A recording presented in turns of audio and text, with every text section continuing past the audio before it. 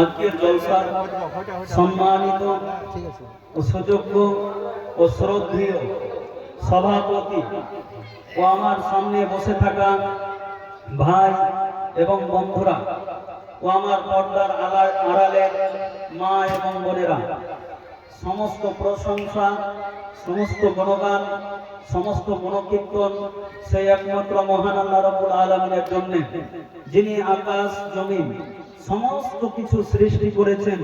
তিনার নামে আমরা শুকরিয়া আদায় করে কোনদিন শেষ করতে পারবো না। তাই তিনাকে রাজি করার জন্য, তিনাকে খুশি করার জন্য আল্লাহ তাআলার নামে আমরা একবার শুকরিয়া আদায় করি। সকলে বলুন আলহামদুলিল্লাহ।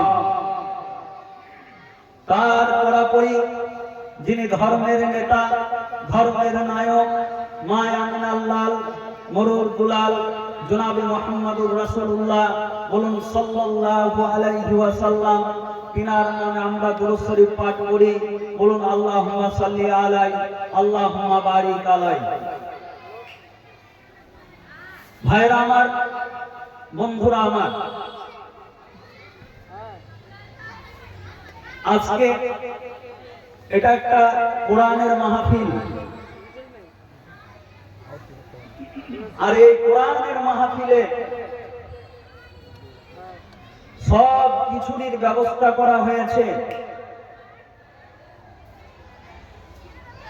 কিন্তু আমরা মুসলিম, আমরা নিজেকে মুসলমান হিসাবে দাবি করি, আমরা নিজেকে আখেরে নবীর উম্মত বলে দাবি করি। আমাদের চরিত্র, আমাদের ব্যবহার, আমাদের আখলাক একেবারে ইহুদা নাসারাদের মতন হয়ে গিয়েছে।